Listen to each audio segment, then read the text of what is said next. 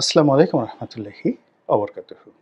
সম্মানিত দর্শক, বিএনপির ভারপ্রাপ্ত চেয়ারপারসন বা চেয়ারম্যান জনাব তারেক রহমান, আপনারা যারা দূর থেকে তাকে দেখেছেন তারা সবাই মোরলেস সবসময় তাকে বিনয়ী, ভদ্র, পরিশীলিত এবং তাকে সদা হাস্যময় অবস্থাতেই দেখেছেন। মানে রাগান্বিত হওয়া, উত্তেজিত হওয়া, আঙ্গুল উঁচিয়ে কথা বলা, প্রতিপক্ষকে হুমকি দেওয়া, ধামকি দেওয়া সাধারণত তার যা পাবলিক লাইফ রয়েছে এটিতে আমি অন্তত দেখিনি। তাকে সেই ছাত্রজীবন থেকে যারা দেখেছেন, আমারও একটু দেখার সুযোগ হয়েছে। তো সেখানে তাকে ওই অবস্থাতেই আমরা সবাই দেখেছি। সে তুলনায় তার যে ছোট ভাই জনাব আরাফাত রহমান কোকো, তিনি তুলনামূলকভাবে গম্ভীর ছিলেন, রাগী ছিলেন। কারো সঙ্গে তিনি রাগ হয়ে যেতেন। এইটা মোরলেস সবাই জানেন। কিন্তু জনাব তারেক রহমান সাধারণত উনার যে রাগ, এটি উনি অলক্ষ্যে প্রদর্শন করেন। আর প্রকাশ্যে কারো সঙ্গে দেখা হলে উনি ভদ্রতা বজায় রাখেন, হাসিমুখে কথা বলার চেষ্টা করেন এবং খুব দ্রুত সিদ্ধান্ত দিতে পছন্দ করেন। সেই ২০০১ থেকে আপনি আজ অবধি যদি দেখেন, তাহলে তার সিদ্ধান্ত গ্রহণের ক্ষেত্রে তিনি সাধারণত গড়িমসি করেন না। রাজনৈতিক জীবনের বাইরে তার দাম্পত্য জীবন রয়েছে। তারপর একটা সময় ব্যবসা-বাণিজ্য করতেন জনাব গিয়াসউদ্দিন আল মামুন সাহেবের সঙ্গে। তার একটা অফিস ছিল, মার্শাল ডিস্টিলারিজের অফিস, এবং সেই অফিসটি বেশ কিছুদিন পাশাপাশি ছিল আমাদের। আমার ৫৩ মতিঝিল যে মডার্ন ম্যানশন অফিস ছিল, ওই বিল্ডিংয়ে তাদের অফিস ছিল, অর্থাৎ জনাব তারেক রহমান এবং তার যে মামা সাইদ ইস্কান্দার সাহেব, তাদের অফিস ছিল। তো আমাদের প্রায়ই লিফটে দেখা হতো। তো সেই যে লিফটে দেখা হতো, তিনি কোনো রকম প্রধানমন্ত্রীর ছেলে হিসেবে ওভাবে দাপট দেখানো বা আলাদা স্বতন্ত্র বৈশিষ্ট্য দেখানো, ওটা কখনো তিনি করেননি। লাইনে দাঁড়িয়ে চুপচাপ উঠেছেন। মানুষজন সালাম দিলে তিনি সালাম বিনিময় করেছেন বা তিনি সালাম দিয়েছেন। তো এই যে তার এই যে স্বাভাবিক বৈশিষ্ট্য, এই বৈশিষ্ট্যের বাইরে গিয়ে তিনি যদি হঠাৎ রেগে যান, it means it's a bad signal for him. এবং অ্যাট দ্য সেম টাইম তার যারা পার্টি ম্যানার রয়েছেন, দলের যারা লোকজন রয়েছেন, তাদের জন্য খুবই একটা খারাপ সংবাদ। আপনারা জানেন যে একটা বিখ্যাত কথা রয়েছে, রেগে গেলেন তো হেরে গেলেন। আর মানুষ রাগ হয় সাধারণত আতঙ্ক থেকে, ভয় থেকে, অস্থিরতা থেকে, অনিশ্চয়তা থেকে। এখন গত সেই ১৫ বছর ধরে বিভিন্ন প্রতিকূল অবস্থা তিনি অতিক্রম করেছেন। সাবেক প্রধানমন্ত্রী শেখ হাসিনার কটাক্ষ, একাধিক মামলা, তারপরে দলের অভ্যন্তরীণ হানাহানি, কাটাকাটি, গ্রুপিং, কিন্তু উনি কখনোই মেজাজ হারাননি। উনি ওনার মতো করে সিদ্ধান্ত নিয়েছেন। কিন্তু হাল আমলে দেখা যাচ্ছে যে তার চেহারার সে জৌলুস আগের মতো নেই। এখন অনেকটা বিবর্ণ হয়ে গেছেন, নিষ্প্রভ হয়ে গেছেন। এবং সর্বশেষ যে তারুণ্যের যে মহাসমাবেশটি হয়ে গেল, সেখানে তিনি যে ভাষায় বক্তব্য দিয়েছেন, যেভাবে নিজের উত্তেজনা তিনি প্রকাশ করেছেন এবং যেভাবে তিনি ২ হাত উঁচু করে বলতে গেলে বক্তব্য দিতে গিয়ে তিনি একেবারে চেয়ার থেকে দাঁড়িয়ে যাওয়ার মতো পর্যায়ে পৌঁছে গিয়েছেন এবং যেভাবে তিনি বলেছেন, দিল্লি নয়, পিন্ডি নয়, নয় অন্য কোনো দেশ, শুধুই বাংলাদেশ। তো এই শব্দগুলো উচ্চারণ করতে গিয়ে তার কণ্ঠের যে স্বাভাবিকতা ছিল না। কণ্ঠর যে স্কেল, এটা অনেক ঊর্ধ্বে উঠে গিয়েছিল। ফলে গলার যে স্বাভাবিক স্বর, এটা ভেঙে গিয়েছিল। ২ নম্বর হলো যে এই কথা বলতে গিয়ে তার মুখের যে ভঙ্গি হয়েছিল, তার চোয়াল যেভাবে শক্ত হয়ে গিয়েছিল, এটি আমি কখনো তার জীবনে দেখিনি। তো অবস্থা দৃষ্টে মনে হচ্ছে যে তিনি আর ধৈর্য রাখতে পারছেন না। দ্বিতীয়ত তার মধ্যে একটা আতঙ্ক, অস্থিরতা কাজ করছে। আর তৃতীয়ত তিনি এই মুহূর্তে কাউকে বিশ্বাস করতে পারছেন না। এই ব্যাপারে সংক্ষেপে আলোচনা করব। তার আগে তার আরেকটি কথা বলে নেই। সেটা হলো যে তাকে সবসময় আমরা ওয়েল বিহেভড অবস্থায় দেখেছি। কিন্তু একবার তিনি রেগে গিয়েছিলেন যখন সর্বশেষ তিনি যাকে বলা হয় ক্ষমতায় ছিলেন, অর্থাৎ ২০০১ থেকে ২০০৬। একটা হলো প্রকাশ্য। প্রকাশ্যে তিনি জনসভায় রেগে গিয়েছিলেন। আরেকটা হলো টেবিল 1 to 1, সেখানেও তিনি মেজাজ হারিয়ে ফেলেছিলেন।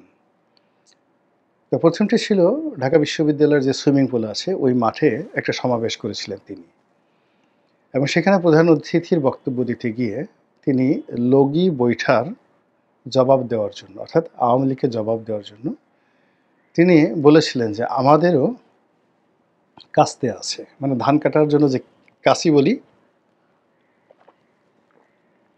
তো তিনি সেই বলছিলেন যে আমাদেরও ওই ধান কাটার জন্য কাস্তে আছে। তো সেই কাস্তে দিয়ে যদি আমরা আক্রমণ করি তাহলে ওই সমস্ত লগি বৈঠা থাকবে না। সমস্ত মানুষ হৈ হৈ করে উঠেছিল। কিন্তু আমি সেই দিনই বুঝতে পেরেছিলাম যে উনি মেজাজ হারিয়ে ফেলেছেন, এবং বর্তমান যে রাজনৈতিক পরিস্থিতি, হাওয়া ভবনের মাধ্যমে তিনি যেভাবে নিয়ন্ত্রণ করছিলেন ২০০৬ সনের সেই প্রথম দিকে এসে বা ২০০৫ সনের শেষের দিকে এসে কোনো কিছু তার নিয়ন্ত্রণে ছিল না। ফলে তিনি মেজাজ হারিয়ে ফেলেছিলেন, যা কিনা তার বক্তব্যে আমরা সেটা দেখতে পেরেছি, এবং সেটার পরিণতিতে একটা ১/১১ এবং ১/১১ পরিণতিতে তার এবং তার পরিবারের উপর যে জুলুম, যে অত্যাচার এবং যে অবর্ণনীয় যাকে বলে দুর্ভোগ এবং দুর্দশা এসেছে, ওটা থেকে কিন্তু তারা এখনো বের হতে পারেননি, ওই ট্রমা থেকে। তো এই গেল প্রকাশ্য ময়দানে তার ধৈর্য হারানোর বা রাগ হওয়ার কার্যকারণ।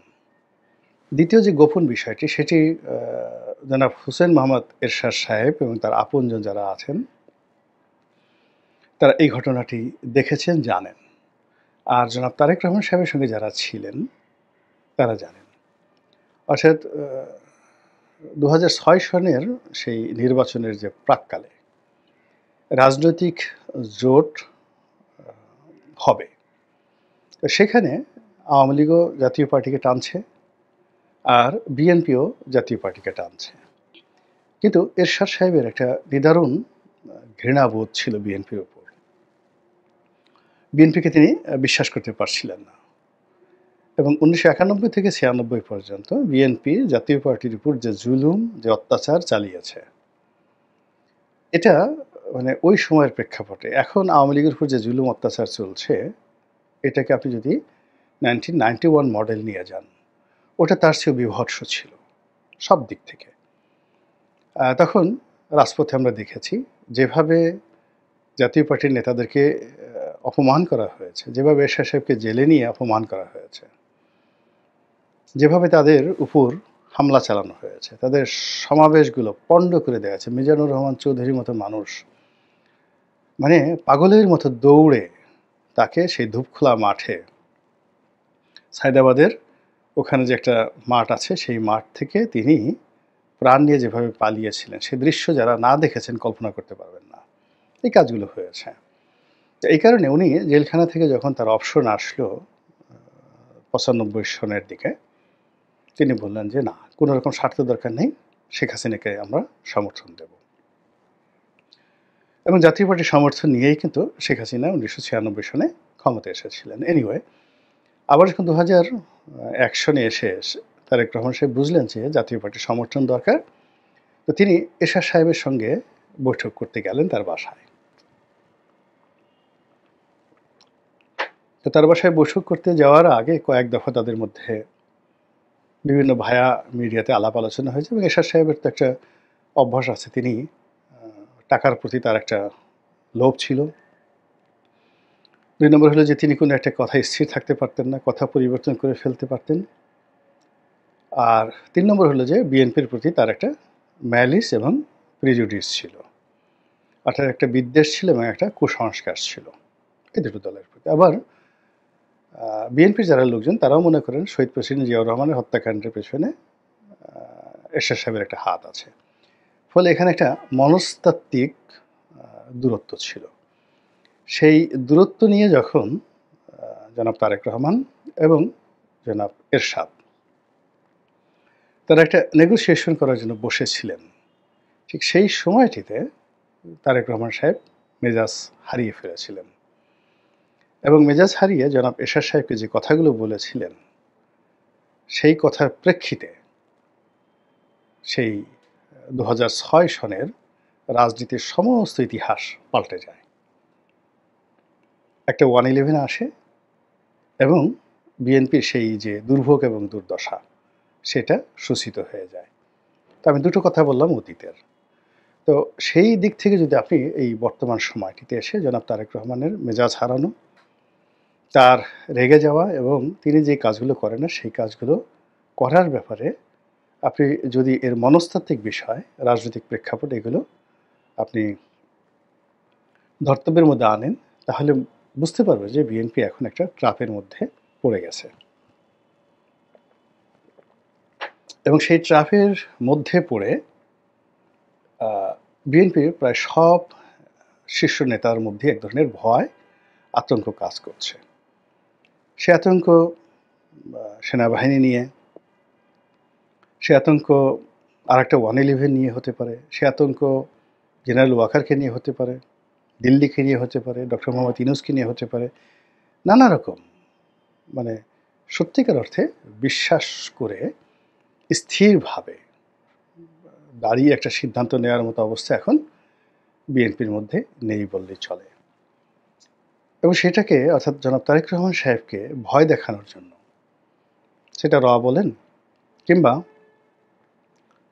অন্য যে কোনো পক্ষ, নাম বললাম না, তারা যে সকল নাটক করছে, যেমন এই যে এখন সুব্রত বাইনকে গ্রেপ্তার করা হলো, মোল্লা মাসুদকে গ্রেপ্তার করা হলো, বলা হলো যে তাদেরকে হত্যার জন্য একটা প্ল্যান শেখ হাসিনার জমানা থেকেই চলে আসছিল এবং সেই প্ল্যানটা বাংলাদেশে ছিল না, সেই প্ল্যানটা ছিল লন্ডনে নামাজ পড়ার সময় তাকে গুলি করে মারা হবে। হঠাৎ করে এই মোল্লা মাসুদ এবং সুব্রত বাইনের যে প্রসঙ্গটি সামনে এলো, এটি খুবই অ্যালার্মিং। অর্থাৎ এখন যারা রাজনীতির ময়দানের খেলোয়াড় আছেন তারা সবাই চাচ্ছেন যে তারেক রহমান সাহেব যেন না আসেন।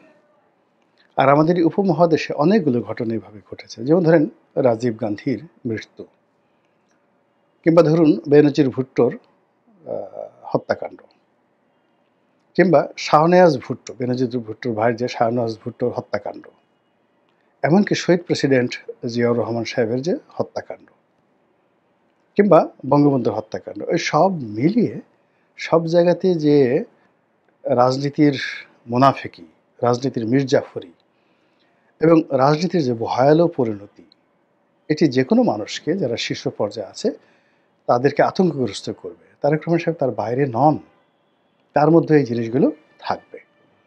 এখন বক্তব্য হলো যে শেখ হাসিনার জমানাতে সে 2009 থেকে বা আরও আগে 111 থেকে শুরু করেন, সেই 111 থেকে একেবারে 2025 সন পর্যন্ত তিনি উত্তেজিত হলেন না, তিনি রাগ হলেন না, তিনি ভয় পেলেন না। অথচ গত 9 মাসে তিনি বলতে গেলে তার যে স্ট্রেংথ, তার যে ক্যাপাবিলিটি, তার যে লিডারশিপ কোয়ালিটি, এই টোটাল জিনিসগুলো যে একটা ডায়াগ্রাম তৈরি হয়েছিল, তিনি সেই ডায়াগ্রামের বাইরে হঠাৎ করে এলেন কেন? এবং তার এই যে অবস্থা, এই অবস্থার উপরে কিন্তু আগামী দিনের রাজনীতির সকল হিসাব নির্ভর করছে এবং সকল পরিণতি নির্ভর করছে। মহান আল্লাহ রাব্বুল আলামিন আমাদের সবাইকে হেদায়েত দান করুন এবং হেফাজত করুন। আসসালামু আলাইকুম রহমতুল্লাহি ওয়া বারাকাতুহু।